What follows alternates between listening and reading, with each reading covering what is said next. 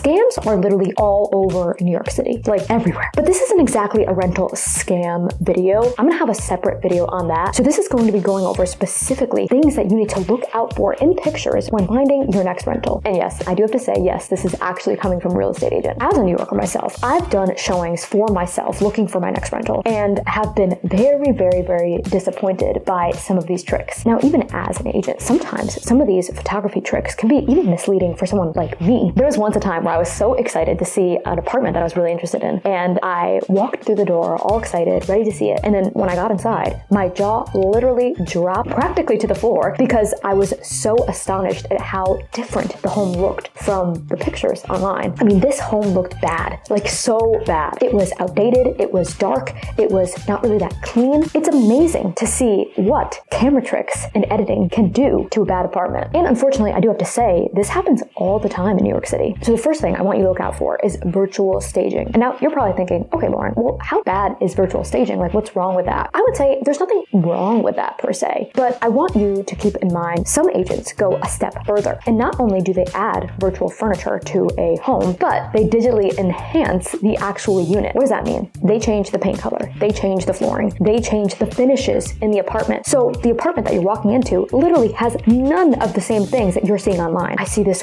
way too often, and I wish it wasn't true, but it is. The next thing I want you to look out for is weird angles. So what do I mean by this? Real estate photographers are kind of like trained to take pictures at specific angles to make rooms look bigger, to make them look wider. So basically to kind of trick your eye into thinking that a kitchen might be extremely spacious when it really is not at all. Now, sometimes you can kind of tell by looking at the picture that they're kind of playing around with different lenses or different angles to make a room look bigger, but sometimes you just don't know until you walk into the actual home. So I want to prevent you from walking into an apartment and being shocked at how small it actually is when it looked so much bigger online. As a real estate agent, when I actually see a photographer doing this, I kind of stop them because I never want to be deceptive with my photos of apartments I'm representing online. That is something I just never want to do. Now, every agent wants to make a home look as good as it possibly can online. Now, every agent wants to make a home look as good as possible online. I don't really think there's anything wrong with that. It's really just showing it off in the best light possible. But at the same time, you never want to be deceptive. I never want people to be excited to see a home and then walk in and then be completely disappointed. That doesn't turn out well for anyone involved. So the next thing I want you to watch out for is sunlight, meaning how bright the actual pictures are of the home. Now, everybody in New York City knows that sunlight can be a little bit of an issue here in a lot of different neighborhoods in a lot of different homes. That's no surprise to anybody. But a lot of photographers and agents brighten photos to make a home that is very, very dark look like it's getting a lot of natural sunlight. Everybody likes to look at bright real estate pictures online, but if a home looks really, really bright online and then you go inside and it's literally like one blinking light bulb that is like dim as can be, you're going to be disappointed. Who wouldn't be? So I definitely want you to keep that in mind. The sad part is, I'm not even exaggerating, these things literally happen in the industry. So if you're familiar with the neighborhood that you're going to see the apartment in, you might have an idea if there's going to be sunlight in that apartment or not, just by knowing the neighborhood or knowing the street specifically. And if you don't know the neighborhood yet, if you're moving from somewhere else where you haven't been familiar with that neighborhood at all, you could always just reach out to the agent and ask which direction the apartment is facing. That can also give you an idea of the sunlight. So these are all things that you might want to bring up if sunlight is a concern for you. Or you might be the type of person who just doesn't care about sunlight at all, and then none of this applies to you. So the next thing I want you to look out for is confusing layouts. When a real estate agent is listing a home online, they put the pictures in a specific order to kind of make it feel like the home flows that way, like you're walking through the home in that direction. Now, if a home's layout is really, really bad, then what they might do is switch around the pictures so that way it looks like one room is next to another. Now, why does this matter for you? Because you might think that the home has this ideal layout online, but when you get there, you're like, wait a second, why is that closet over here when it looked like it was in the primary bedroom? Or why is the bathroom located over here when in the pictures it looked like it was an ensuite? Something like, there are so many different things like that. Another misleading one is if you have a railroad style apartment. If you don't know what that means, it means that you have to go through one bedroom to get to another bedroom. So some agents are misleading about that online and they don't really make that clear in the photos. And I hate to say it, but it's honestly more common in New York City to have an apartment with a bad layout than it is to have an apartment with a good layout. They're very, very hard to come by. So those are some things I want you to look out for. But you're probably thinking now, okay, Lauren, but what do I do about this? So how can I not set myself up for disappointment every time I'm going on a showing? Now, what you could do is, if you're concerned about any of the issues that I brought up in this video, is ask the agent as much as you can. Now, most agents are good and they will be honest with you, but there are some agents who might not be as clear. They might paint a better picture to you than reality, or they might just not want to give you the information. So I hope this video helped you look at real real estate photography in a whole new way. Now, I do have to say, not all real estate agents are bad, and not everyone is trying to be misleading, but these are just some common things that you need to watch out for. And I would love to hear from you guys in the comments. Have you ever been tricked by any of these real estate photography tricks? As always, I just love hearing from you guys.